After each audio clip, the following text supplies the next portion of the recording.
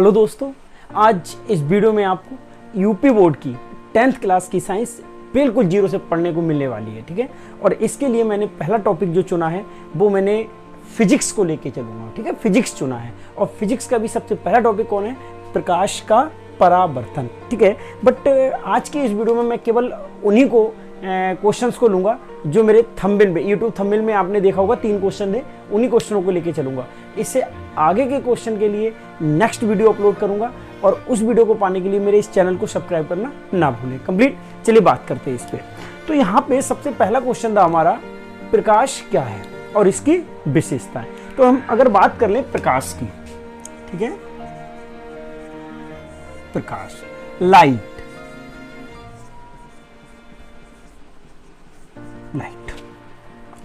Light होती क्या है बेसिकली? हम लोग क्या करते हैं, अगर किसी हम रूम में जाते हैं, ठीक है, तो रूम में वहां पे जो वस्तुएं होती हैं उन्हें देखने के लिए हमें एक माध्यम की आवश्यकता होती है जिसे हम प्रकाश कहते हैं। कंप्लीट, अगर अंधेरे कमरे में हम लोग जाते हैं तो वहां पे जो वस्तुएं होती हैं उन्हें देखने के लिए या तो टॉर्च ले जाते हैं या इलेक्ट्रिक का स्विच ऑन करते हैं, वहां पे बल्ब जलाते हैं जिससे हमें वो वस्तुएं दिखें। ठीक है, तो प्रकाश क्या हो गया?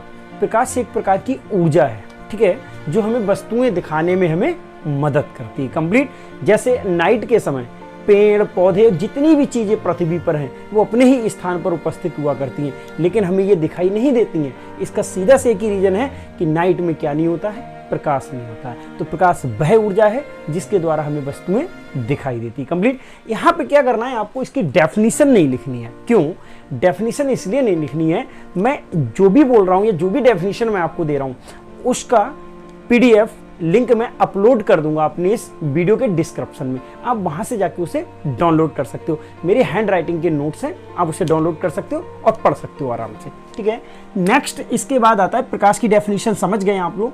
अब आता है प्रकाश की विशेषताएं। प्रकाश की विशेषताएं, कंप्लीट, प्रॉपर्टीज ऑफ लाइट। तो इसकी जो 3-4 जो प्रमुख विशेषताएं उन पे मैं बात करता हूं। यहाँ पे पहली विशेषता तो इसकी एक सरल रेखा में गति करता है, मतलब प्रकाश एक सरल रेखा में गति करता है। कैसे प्रूव करेंगे अपने लोग? तो क्या किया हमने, एक कैंडल ले ली, ठीक है, एक टेबल पे एक कैंडल रखी हुई है, जल रही है यहाँ से, ठीक है, ये कैंडल जल रही है। अब मैंने क्या किया, यहां से एक पाइप लिया, एक ऐसा पाइप लिया जिसमें दोनों साइड होल हो, कंप्लीट, यानी कि देखा जा सके। तो मैंने क्या किया, यहां से इसे देखा, तो देखने पर यह हमें दिखाई देती है। क्यों? क्योंकि यहां से प्रकाश की जो किरणें चलेंगी वो नेत्र तक आसानी के साथ पहुंच जाएंगी। अगर इसी पाइप को हम आगे से थोड़ा सा बेंड कर दें, मतलब समझे यूं कर दें,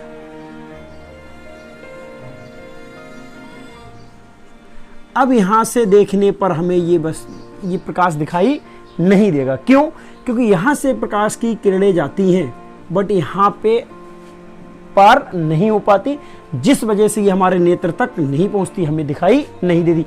अगर ये टेढ़ी मेढ़ी दिशा में गति करता तो यहां से प्रकाश की किरणें आती और यहां से होती हुई हमारे नेत्र तक पहुंच जाती, बट ऐसा नहीं होता।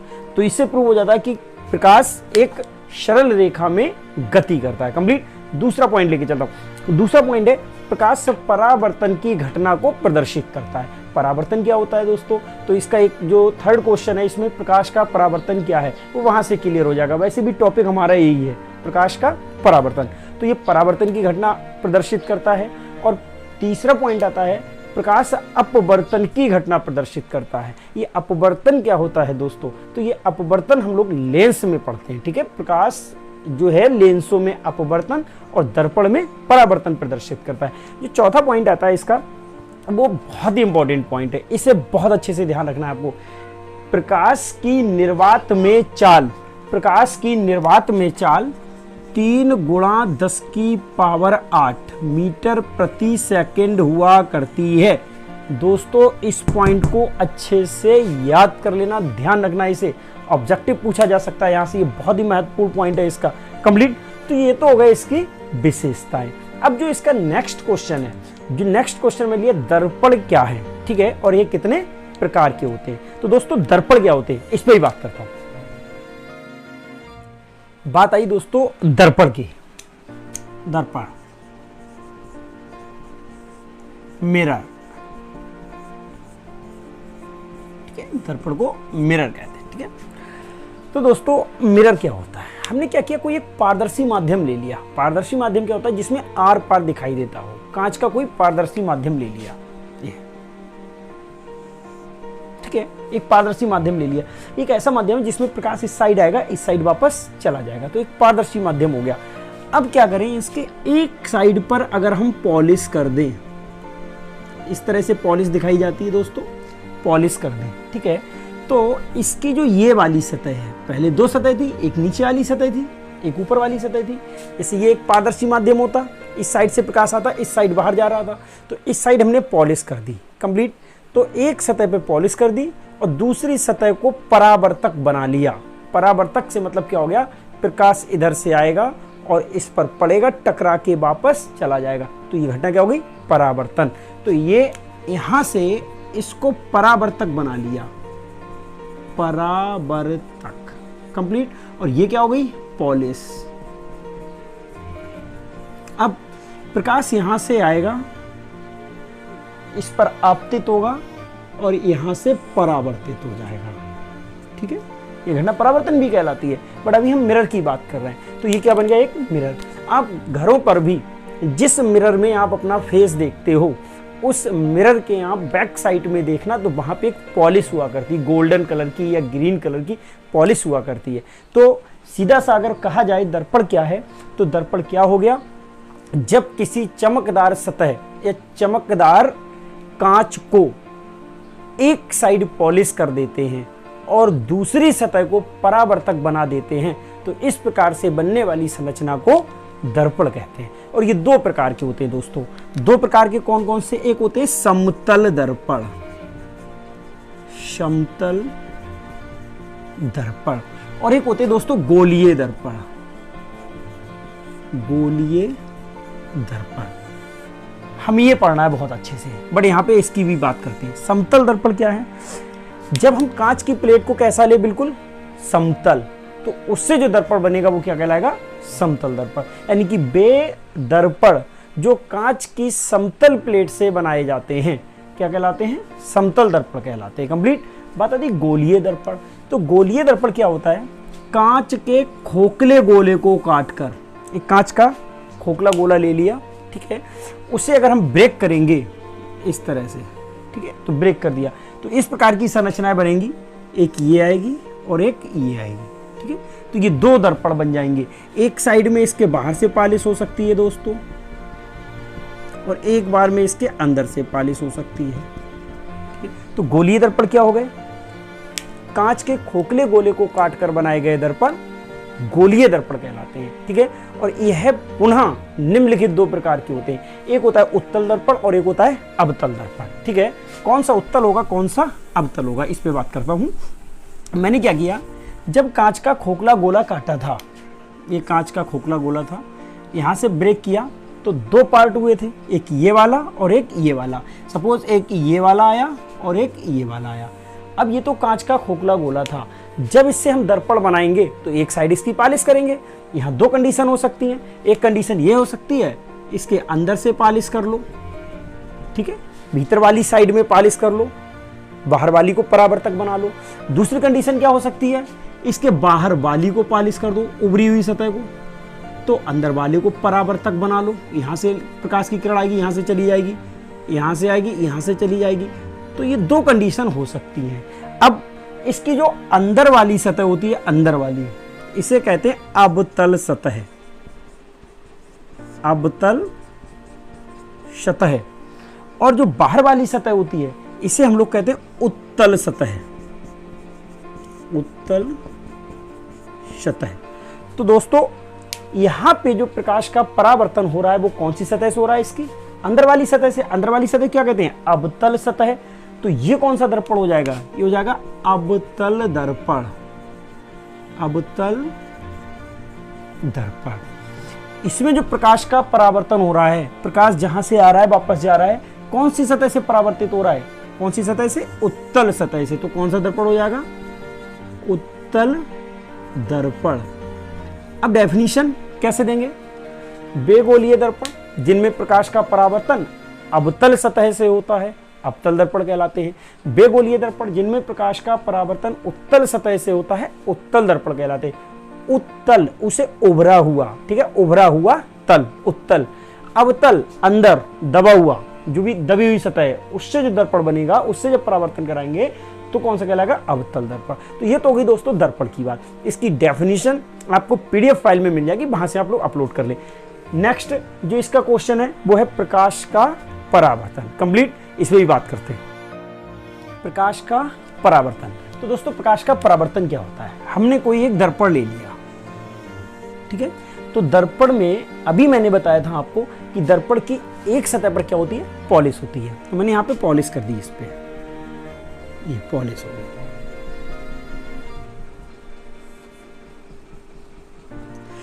देखिए यहाँ पे माध्यम बन रहे हैं। माध्यम क्या होता है? माध्यम का मतलब जैसे इस तरह से मैंने किया तो एक माध्यम ये हो गया और एक माध्यम ये हो गया। अगर ऐसे करके लेके आया तो एक माध्यम ये है, एक माध्यम ये है। कंप्लीट। तो दो माध्यम हो गए, माध्यम एक और माध्यम दो, मीडियम। अब मैंने क्या किया, यहाँ पे भी दो माध्यम हो रहे हैं, एक माध्यम ये हो गया और एक माध्यम ये हो गया।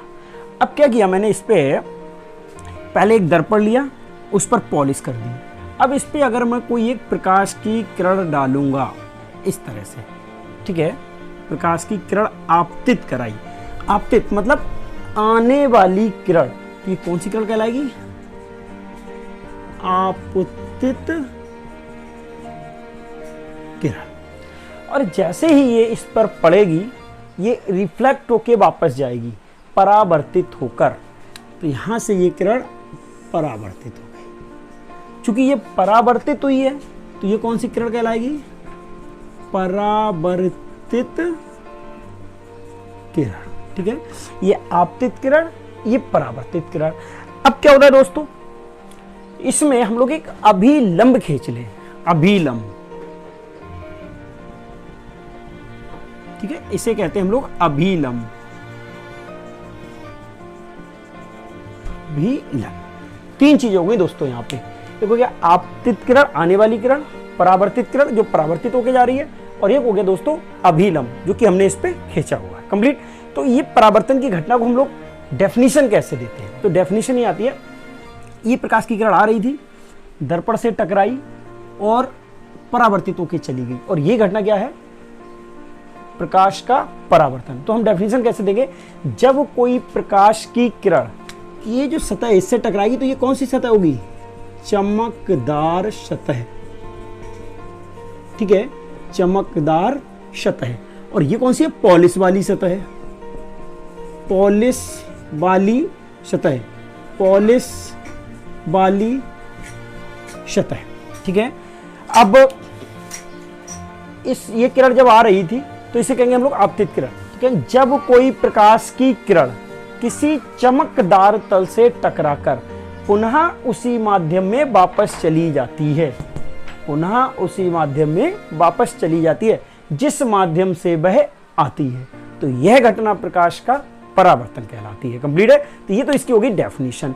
अब यहाँ पे कुछ चीजें आपको बहुत ध्यान से देखनी है।